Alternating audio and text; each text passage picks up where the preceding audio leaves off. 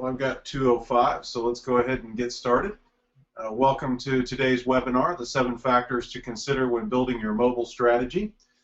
I'm Jason Myers from the Texas Entrepreneur Networks, and we're sponsoring this webinar today presented by iTexico because we are seeing a lot of deals coming through our network that that are either based on mobile devices or strategies that need to have developed strategies that are going to encompass mobile technologies. Just a few housekeeping things. If you would like to ask questions during the webinar, go ahead and type them into the box on the right. We will have about 15 or 20 minutes at the end of the webinar to answer questions, so we will get to those at the end of the webinar. And also the slides will be available by email afterwards, and we are also recording the webinar so that you can review it again, and for those that couldn't make it today. With that, I'd like to introduce our speaker today. It's Avijit Pradhan from iTexico, and he's an expert in building mobile technologies, and with that, I'd like to turn it over to Avijit. Hey, Jason. Thanks for the introduction. I want to thank all the attendees for coming in on a Friday. We'll try to keep it short and hopefully provide good information, something for you to mull over on the weekends. So a little bit about us at iTexico. We're a software services company based here in Austin, Texas, and we do end-to-end lifecycle engagement in mobile. Everything from strategy to UI UX design, cross-platform, multi-platform, and native mobile development, the back-end testing and QA, and of course maintenance. The agenda for today. Let's quickly just go over some market trends. I'm pretty sure there's not going to be any surprises there.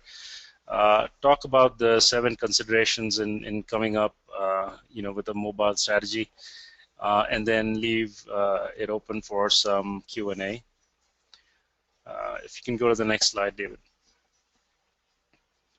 So market trends, back in, I think, 2011, Gartner had come out with this prediction that about 70% of all customer interactions will originate on a mobile device by 2015, and I'd say we're pretty close to being on track for that. Just, I think a little while back, there was another report that showed the increase in traffic on mobile devices, web traffic, was growing about 70–78% year over year, so compared to the quarter the year before. And recently just saw an article today morning actually that said that Pinterest was seeing more than 70% of its traffic coming from mobile. So if anything, Gartner was probably conservative, and we may be there a year earlier for most of the popular apps. And this statistics comes from an analytics firm, Flurry, and their thing is that out of all the time that consumers spend on mobile, about 80% of that is on apps, and about 20% is inside the mobile web. So as far as the mobile ecosystem is concerned, apps are kind of where the action is at right now. So going into the 7 considerations, the question that we always get is, how do we build an app? And what we like to tell people is, that question is partially complete. People focus more on the dev process and the technology most of the time, but really development and building an app is just a very small portion of your overall mobile strategy. So, we suggest you follow a more structured approach to building a strategy. With that in mind, we've put together a list of kind of 7 considerations that you can use, to build a framework for your organization. Um, and those 7 considerations are: one is focus. The first one is kind of focus on value. By that we mean, value for your customer, or unlocking kind of the business value in enterprise. The second is use case, which is kind of the primary use case for your mobile app. Then it flows down to kind of your target users, devices, distribution strategy, platform considerations. This is a big one, and we'll spend some time talking about this. And then dev skills, the budget. That's usually a big one also for a lot of consumer apps. And then security and maintenance. And maintenance, along with kind of marketing, is one of the more underappreciated kind of considerations that, and most people don't really think of this. So going to the next slide, focusing on value. So if you think about the iPhone and the time it was launched in 2007, the first reaction was, wow, this is amazing. And as time went on, people started focusing more on the devices, the things that they could do. We all started looking forward to the next phone. Look, when the Retina display came out, and the talk was all about devices. And now, if you think about it, the iPhone's been there for almost 6 years. Not a lot has really changed, and now, the focus tends to be on value. How can mobile improve my life? How can it help our company? And so when we talk about value, we from an enterprise perspective, there's many ways to think of it. Customer value, for example. How do we make transactions painless, or timely and easy access to data? So think, for example, news or Facebook. You can unlock value in terms of customer retention or loyalty. So think about like the Starbucks app, being able to buy coffee, or being able to track loyalty on your app. There's operational value that you can unlock by mobilizing certain aspects of your operations. Increase employee productivity, better interaction with your vendors and distributors. Or you can think of it as sales value, where you're improving the sales process, reducing the life cycle of your sales by maybe having on-site quotes and orders, or just having better collateral for your field sales organization, so they can better educate customers so that they can buy more or buy more often, or buy products that they were not aware that you carried. The other way to think about it is also, how can we differentiate ourselves from our customers? Can we leapfrog any particular process by an order of magnitude? So field service is, again, a good example, and we'll talk a little bit about that. But our suggestion is that you make a list of potentially areas where you feel mobile will be able to add a lot of value to your enterprise. Have that list kind of prioritized, and you can use that as a roadmap for the development and deployment of apps within your enterprise. And our suggestion, again, is best practices. Set a goal in terms of what's the value that we want to unlock, how do we measure it, and what will we measure.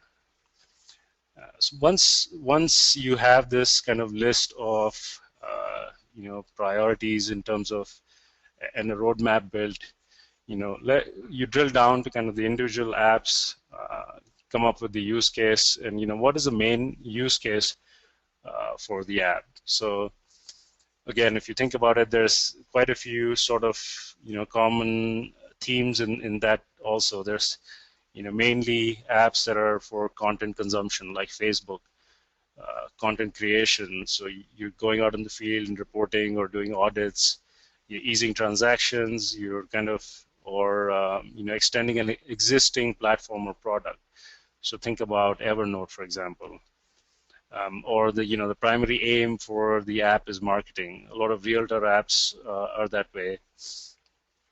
Sales support is very popular, I think, in the enterprise. If you look at a lot of the early adopters for enterprise apps, they were always sales teams and sales support. And of course, there's communications, productivity, gaming. So in each of these use cases, I mean, there's other things you can nail down. For example, how frequently is the app going to be used? Is it sort of daily use, intermittent? What kind of performance needs am I looking at? Gaming, for example, always has really large performance needs of the device. Are there any device-specific things that I need, like iBeacons if you're in retail advertising, for example, or low power Bluetooth. And our suggestion again is there's best of breed apps in each of these use cases. What are they doing? How are they doing it? Do some research, and we can always avoid some of the pitfalls that these other apps have gone through, because they're probably on their 6th, 7th iteration. They've learned a lot by being in the market, and so studying kind of the primary use case, studying what other best of breed apps have done in the market, I would say is kind of the second sort of step or consideration in building the your framework. The third one is, from that use case probably flows kind of your user personas and target distributions and devices. So so these use cases kind of inform sort of the distribution. So if your primary use case is content or communications, you want to be on as many devices as possible. You want to extend your reach to as many devices and platforms as possible. Hey, David, can you go to the next slide? If your primary use case is enterprise content creation, for example, and again, talking about, let's say you're doing an ISO audit on the factory floor, it may be possible to standardize. Your enterprise may want to standardize on iPads or some sort of Galaxy tablets. If your primary use case is providing metrics, graphs, ability to drill down into financial numbers for CXOs, then again, your distribution platform is most likely going to be a tablet. If you're on the consumer side, you really want to focus on your early adopters and who's going to champion your app, who's going to be the most vocal kind of evangelist for your app. Is it going to be teenagers? Do you have something that really appeals to moms? Things like that. So and focusing on that early adopter is very important for consumer apps.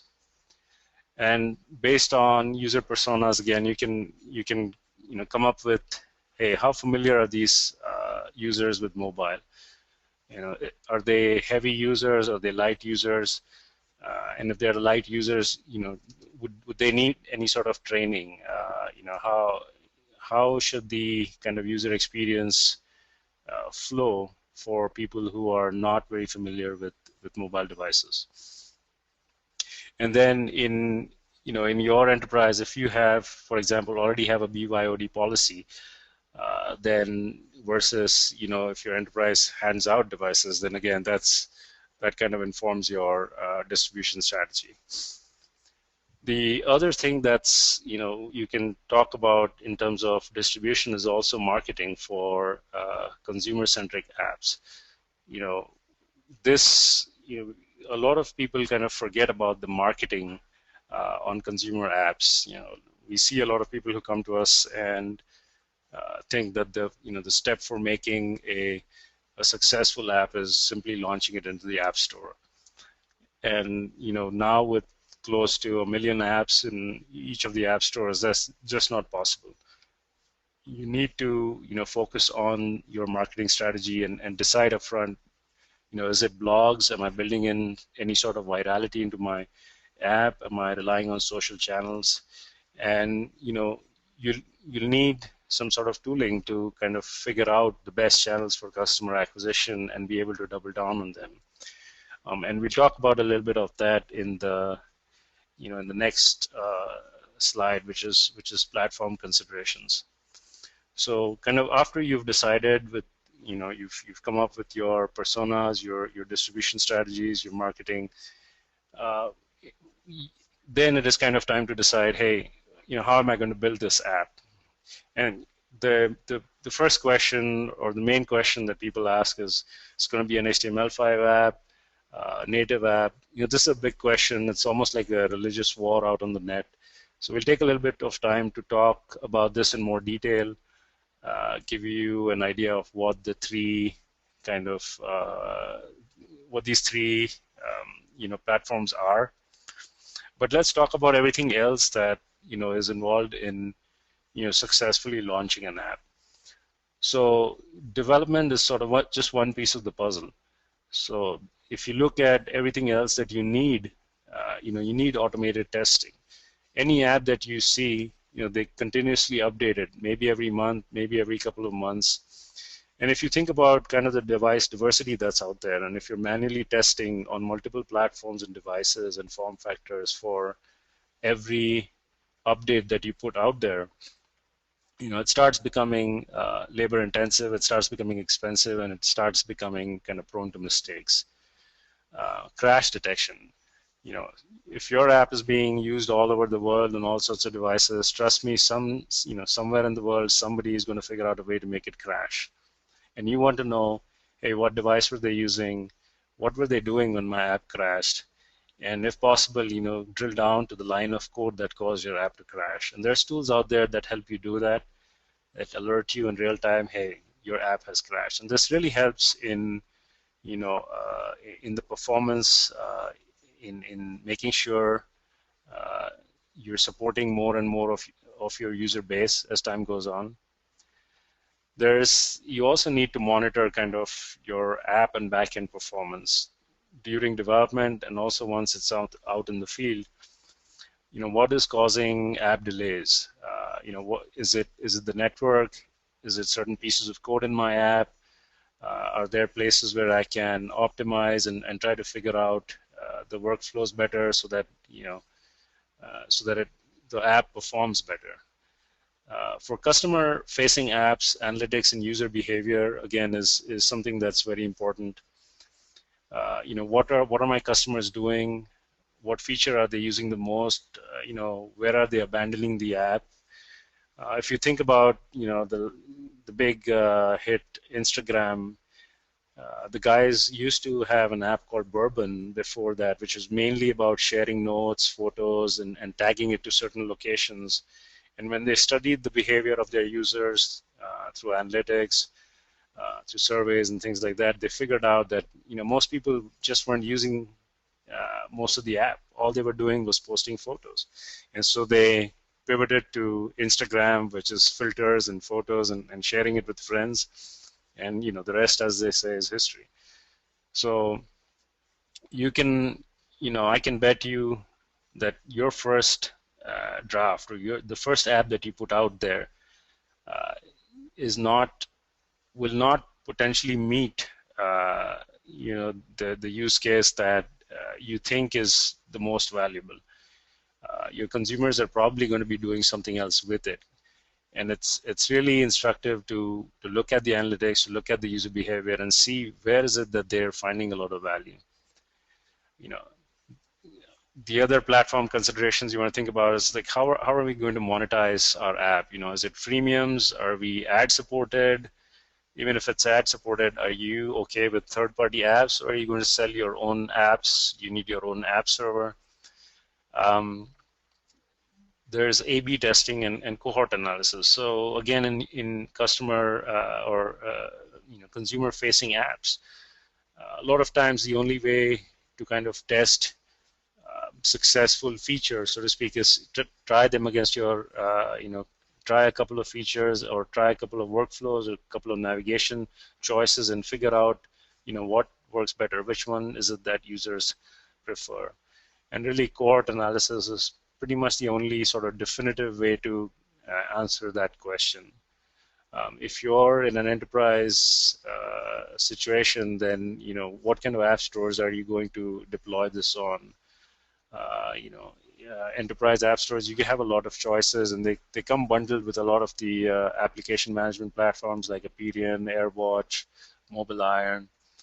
And if you're also on the consumer side, you may still want to, not just use the Google Play Store, but you may want to, release your app on the many private Android app stores. There's Amazon has an app store, and there's a bunch of other app stores that may be more useful, or you want to distribute it because you want your content to be in as many places as possible.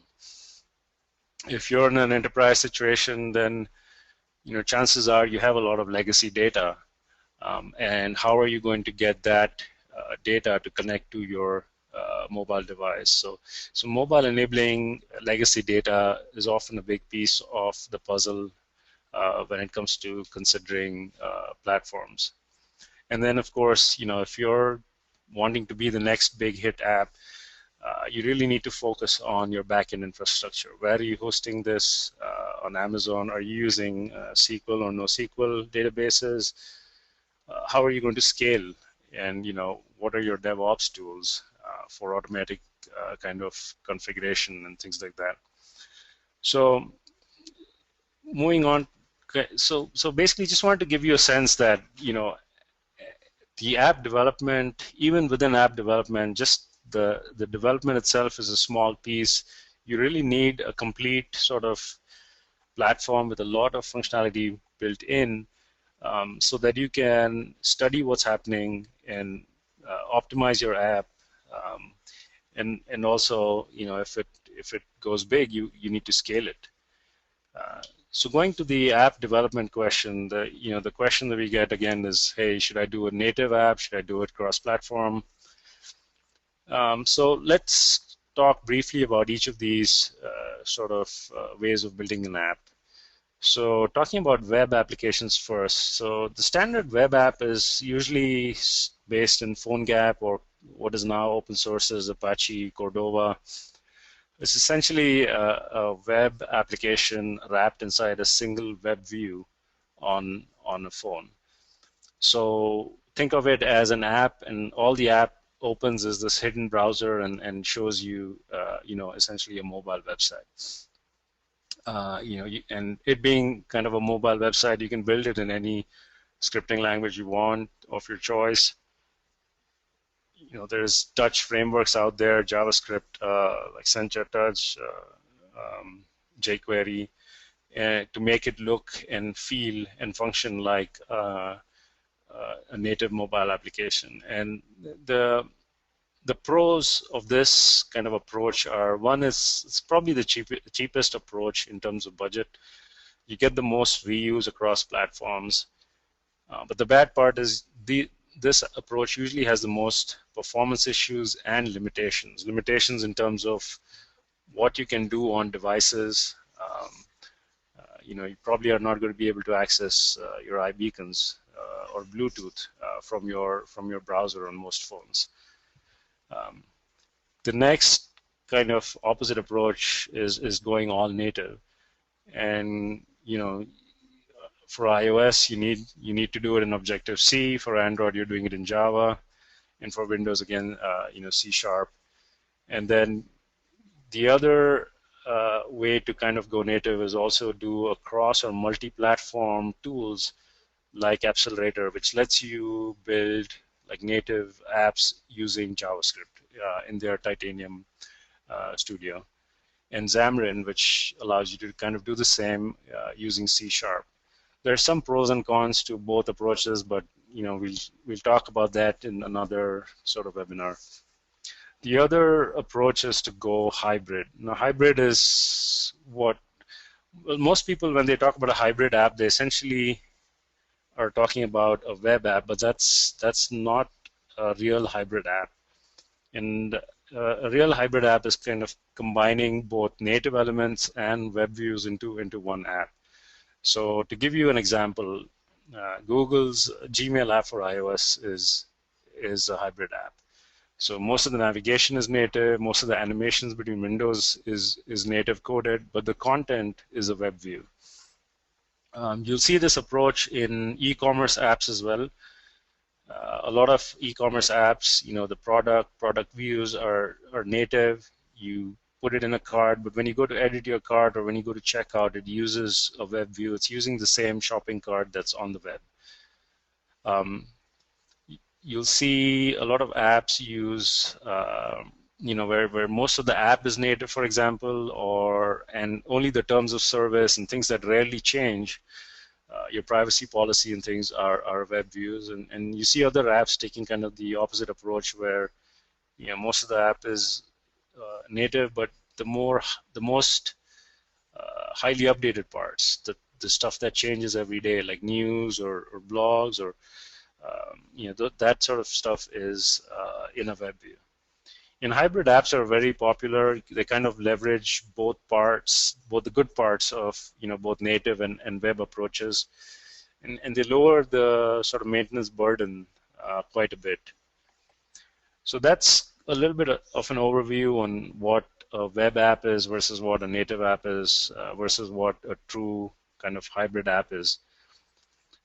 And a lot of that, a lot of sort of the choice of which direction you go will come from the use case, what you want to do on the app. But a big constraint that we see, not only in small startups but also in large enterprises, is the availability of development skills and budget. If you're going to develop, let's say, iOS, Android, and Windows on phones and tablets, it starts becoming pretty expensive. You need to hire sort of 3 different skill sets. You need to budget for multiple test devices. And if you think about the diversity of devices on Android especially, and the fact that there's a lot of OS fragmentation on OS version fragmentation on Android also, meaning there's a significant number of Android devices that are probably still running 2.8 and different versions of 4, and you want to test on all those. You're talking about a rather large number of test devices to test on. And then, of course, we spoke about all the platform considerations. And so you need people who are comfortable working with the analytics pieces. You need people who are comfortable doing A/B testing and have used kind of cohort analysis libraries and SDKs out there. And of course, your backend teams and your DevOps teams. So, skills, the availability of skills, the budget, all that usually tends to be a deciding factor for a lot of companies that we work with. And to give you an idea, again, budgets, for web development are usually on the lowest of the 3 approaches. Cross-platform, you're somewhere in the middle, and native, you're probably going to spend the most amount of money doing a full native development. And it's usually, like I said, not just a question of budget, it's also a question of timely availability of skilled resources. The next consideration is security. How critical sort of are your security needs? And this is going to be very important if you're dealing with money, if you're dealing with medical apps that need to be HIPAA compliant, you're dealing with other people's personal info, credit cards, birthdays, banking information, patient info, social security numbers.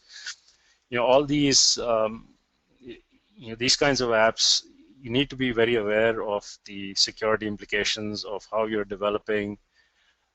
And native usually has better security options. We've listed some of the things that are available in native approaches, but as opposed to web approaches, your offline cache can be encrypted. App data is can be encrypted by default. Source code is better protected. If you look at a lot of mobile websites out there, especially that use heavy JavaScripting, for example, using like Angular or Backbone or any of those, and if you look at the source, for example, you sometimes it's incredible. You get to see API keys in there, available for everyone to see. So native is usually a better choice for if security is a big concern. And depending on your vertical, for example, there's other security related considerations, almost like regulations. So for example, if your app is connected to or acts like a medical device, so if your app is, let's say, connected to a blood pressure machine, if you're reading blood pressure, if you're interpreting blood pressure and making patient recommendations, your app is automatically classified as a medical device, and now you're going to be regulated by the FDA. So there's a lot of things like that, but security should be an important kind of consideration for you if you're, again, dealing with financial information, for sure.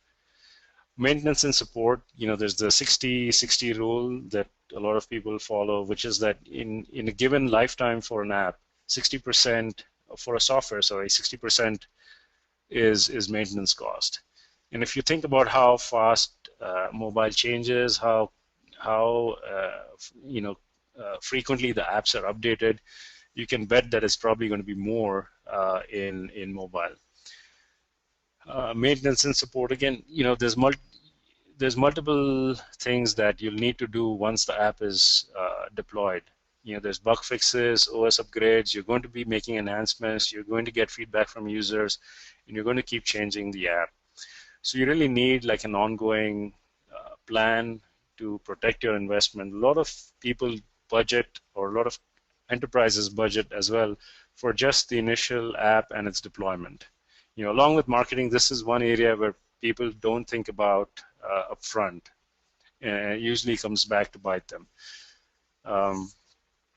So, I mean, I invite you to kind of, it's in keeping multiple platforms in sync in terms of features, for example, is pretty hard. So, you don't want to get your iOS app too far ahead of your Android app, because then you're going to, really see some unhappy Android users, especially if you're in the consumer space.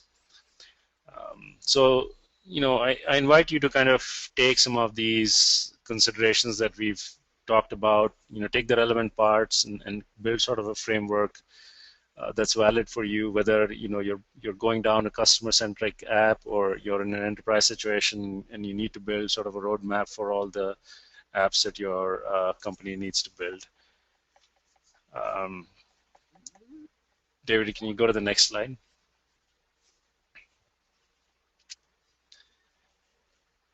So, with that, just wanted to give you a little bit more about what we do here at LIFECYCLE. We have a couple of services. One is Mobi App Care, which is managed services for your mobile application needs.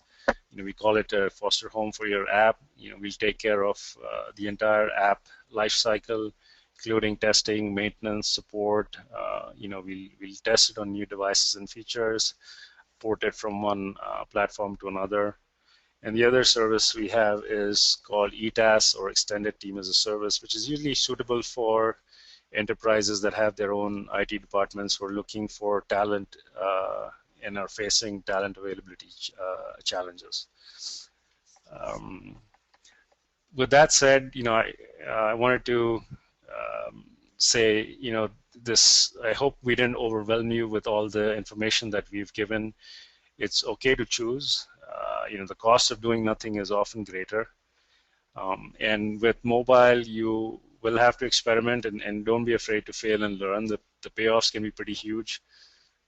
We all know, for example, Angry Birds was the 12th or 13th app that the Finnish company made. So you could spend 6 months analyzing, discussing, building a strategy, building a plan, or you could just quickly throw a prototype and get some hard knowledge in four months or less. With that, I want to again wish you got everyone good luck. Hopefully, we didn't overwhelm you with too much information here. We are here to help. Sign up for our newsletter, and we'll try to wrap all this information into a white paper and send that out so you can use it as a framework and share it with stakeholders in your enterprise as well. With that, I'll open it up for Q&A. Well, before that, let me just quickly say, as a thanks for attending the webinar, especially on a Friday afternoon. Our UI UX team is offering sort of a free assessment on your app or concept. We have a 12-step, fairly rigorous design process that we go through. And we'll be happy to talk about that more. Just contact us at LIFECYCLE, and I'll open the mic up for any questions.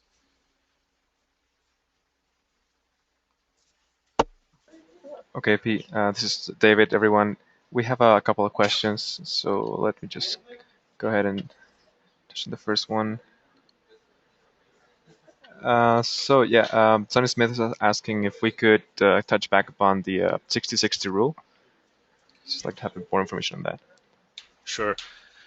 So 60% of the cost of software given the life cycle of the software is spent in maintenance. So after the initial development, you can say that you're spending more than the initial development in maintaining the software, assuming it has a multi-year life cycle. So that was what that meant, and there are some statistics on how much of that goes into new feature development, how much of that goes into bug fixes and things like that. But I think we can share the source of that paper with you after this webinar. Okay, thank you. We got another comment. So the slides would be available through email. We'll send you an email after the webinar, probably on Monday morning. So you will have that early next week, so you can go through the slides. We'll also make them available on our SlideShare channel, and we'll make the recording of the webinar available as well. So we have another question. This is okay. The question is: I want to port my software, stock portfolio management, charting, and other services to mobile platforms.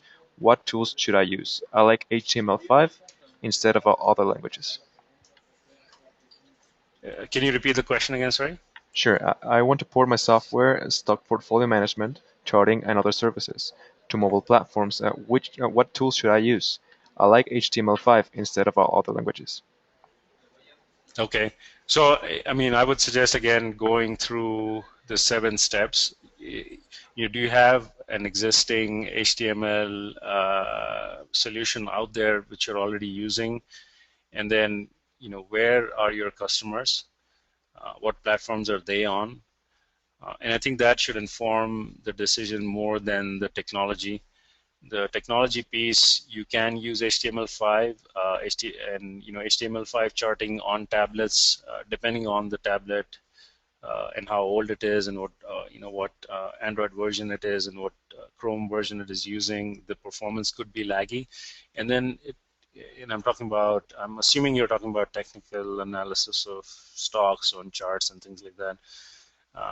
So that's one thing. If you decide to go native, for example, there's a lot of chart controls out there that you can leverage and use some of that. But like I said, I think go down the 7 considerations, see where you are, and if you have, we'd be happy to help you with that, and make some recommendations after we know a little bit more about your situation. Okay, we got that was from Cheng Chang. So we got that information, and we will also get your email. We'll contact you, Chang. So thank you for that. And I have another question here. So can you provide some metrics around the cost of native versus cross-platform? Okay, okay, sure. Let me use, for example, a native iOS development as a standard. So if I'm going to spend, let's say, $100 on a native iOS app, I'm probably going to spend about 120 on a native Android app. So if you're targeting those two platforms, you're going to spend, let's say, $220. The equivalent amount for something like an accelerator or titanium-based app is going to be, and I'm talking purely about here the development effort, not any licensing and any of those kinds of costs. But purely from a development perspective, instead of 220 for native, you're probably going to spend up 130 to 150 for titanium and maybe 140 to 170 for Xamarin. Yeah.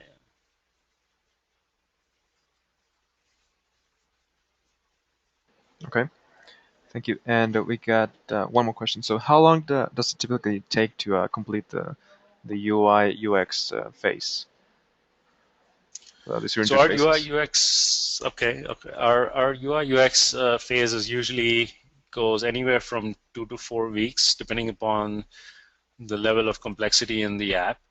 Our UI team our process is very iterative. It also depends on how much time you have available to spend with our team. We have meetings and sessions with you every couple of days, and there's some progress that we can show, get feedback on, and iterate upon every couple of days. So usually within 2 weeks, you should have 2 to 4 weeks. Like I said, you should have a complete package, and that would be your wireframes, low fidelity, high fidelity mockups, your style guides, your measurement guides and assets, a book that literally you can just hand over to a developer, and they would have no problem understanding what animation happens on what window and what colors, font sizes, everything that they're going to need. Great. Okay. Do we have any more questions? I don't think we do. Is there any other question you'd like to ask? The chat box is on the right side. Oh, there's another one. Are there any special considerations for an app that targets international customers? So for international customers, obviously you want to localize. You want to localize the app. You want to localize the information in the app store as well. And then if you're taking payments, if you're selling in-app, for example, just remember that a lot of international customers, especially in places like Africa or India, may not have access to credit cards. So that should sort of inform your monetization strategies in those countries. But I would say those two are sort of the top things that come to mind off the top of my head. Okay, I think that's the last question. Do we have any other question coming in? Is there anyone else who'd like to ask a question? Okay, I think that's it. So yep, go back to you, AP, so we can finish it up. Okay. Hey, so again, want to thank all of you for attending the webinar. Feel free to contact us if you need any more information. And enjoy the weekend, and thank you again for coming on a Friday to listen to us. Thank you.